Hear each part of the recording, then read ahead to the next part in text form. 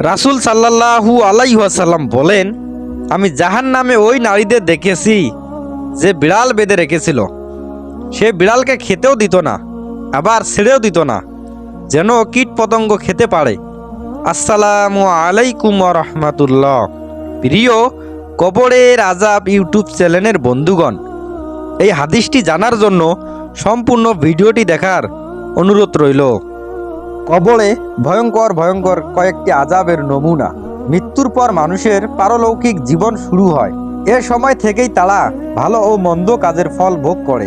আল্লাহ তাআলা ফিরআউনের সম্প্রদায় সম্পর্কে বলেন, সকাল ও সন্ধ্যা তাদের জাহান্নামের সামনে উপস্থাপন করা হয়।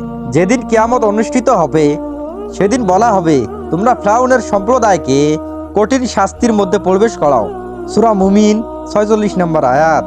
পবিত্র কোরআন ও হাদিসে বিভিন্ন কারণে কবর জীবনের শাস্তির কথা বর্ণিত রয়েছে। এই ভিডিওতে কয়েকটি কারণ উল্লেখ করা হলো। ১ নম্বর হলো শিরিক করা। আল্লাহর সঙ্গে কাউকে অংশীদার করা গুরুতর পাপ। এ কারণে কবরের শাস্তি হয়। ইরশাদ হয়েছে, আপনি যদি দেখতেন যখন জালিমরা মৃত্যুর যন্ত্রণায় থাকবে এবং ফেরেশতারা হাত বাড়িয়ে বলবে, তোমাদের প্রাণ বের করো, আজ তোমাদের অবমানকর শাস্তি দেওয়া হবে, কারণ তোমরা আল্লাহর সম্পর্কে অমূলক কথা বলতে এবং তার নির্দেশনার ব্যাপারে ঔদ্ধত্য প্রকাশ করতে। সূরা আনাম ৯৩ নম্বর আয়াত।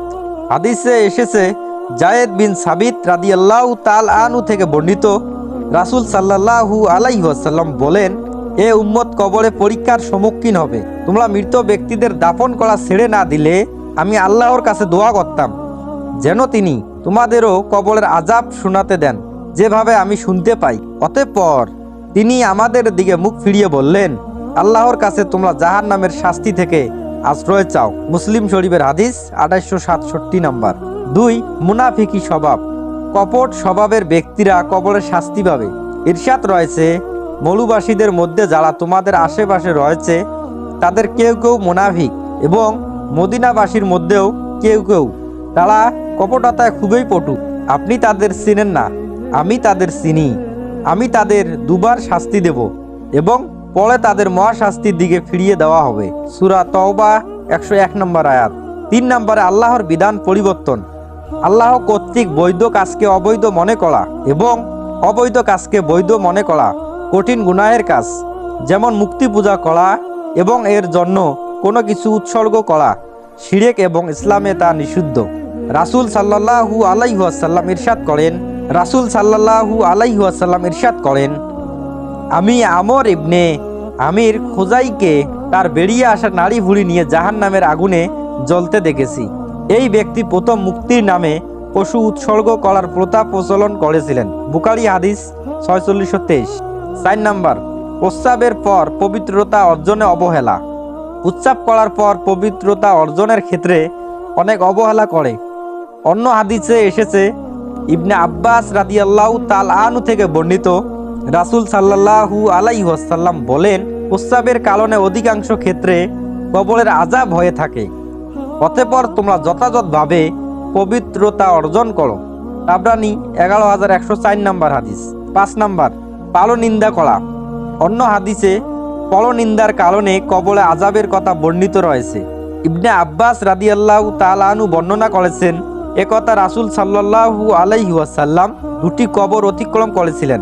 তখন তিনি বলেন, তাদের দুজনকে শাস্তি দেওয়া হচ্ছে, তবে তাদের এই শাস্তি বড় কোনো কারণে নয়। একজন প্রস্রাব করার পর উত্তমভাবে পবিত্রতা অর্জন করত না, অন্যজন পরনিন্দা করত, অর্থাৎ একজনের কথা অন্যজনকে বলতো। এরপর রাসূল সাল্লাল্লাহু আলাইহি ওয়াসাল্লাম খেজুরের তাজা ডাল ২ ভাগ করে উভয় কবরে গেড়ে দিলেন। সাহাবীরা বললেন, আপনি এমন করলেন কেন? রাসূল সাল্লাল্লাহু আলাইহি ওয়াসাল্লাম বললেন, তা শুকিয়ে যাওয়া পর্যন্ত হয়তো তাদের শাস্তি লাঘব হবে। বুখারী ২১৮ নম্বর হাদিস। ৬ নম্বর, ঋণ পরিশোধ না করা। ঋণ পরিশোধ না করে মারা গেলে কবর থেকে শাস্তি শুরু হয়।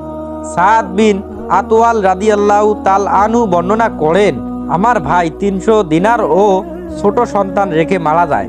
আমি সন্তানদের জন্য তা খরচ করার ইচ্ছা করি। তখন রাসূল সাল্লাল্লাহু আলাইহি ওয়াসাল্লাম আমাকে বললেন, তোমার ভাই ঋণের কারণে আটকা পড়েছে, তার পক্ষ থেকে তুমি পরিশোধ করো। অতঃপর আমি তা পরিশোধ করে এসে বললাম, হে আল্লাহর রাসূল, আমি ঋণ পরিশোধ করছি। শুধু একজন নারী কোনো প্রমাণ ছাড়াই 2 দিনারের দাবি করছেন। তখন তিনি বললেন, তাকেও দাও, সে সত্য বলছে। আহম্মদ 16776 নম্বর হাদিস। 7 নম্বর, হাজিদের কাপড় চুরি করা। জাবির রাদিয়াল্লাহু তাআলা আনহু থেকে বর্ণিত, রাসূল সাল্লাল্লাহু আলাইহি ওয়াসাল্লাম বলেন, আমার কাছে জাহান্নাম উপস্থিত করা হয়, তখন তোমরা আমাকে পিছনে সরতে দেখেছো, কারণ আগুনের লোহিয়ান শিখা আমাকে স্পর্শ করার ভয় হচ্ছিল। তখন সেখানে আমি লৌহ শলাকারী ব্যক্তিকে দেখি, সে জাহান্নামে তার নাড়ি ভুঁড়ি নিয়ে চলছিল। সেই লৌহ শলাকা দিয়ে হাজিদের সম্পদ চুরি করত। মালিক টের পেলে সে বলতো, আমার লৌহ শলাকায় আটকা পড়েছে, আর টের না পেলে তা নিয়ে চলে যেত। মুসলিম শরীফের 904 নম্বর হাদিস। প্রাণীদের বন্দি করে শাস্তি দেওয়া। রাসূল সাল্লাল্লাহু আলাইহি ওয়াসাল্লাম বলেন, আমি জাহান্নামে ওই নারীদের দেখেছি যে বিড়াল বেঁধে রেখেছিল। সে বিড়ালকে খেতেও দিত না, আবার ছেড়েও দিত না, যেন সে কীট পতঙ্গ খেতে পারে। এভাবে ক্ষুধায় সে মারা যায়। মুসলিম শরীফের 904 নম্বর হাদিস।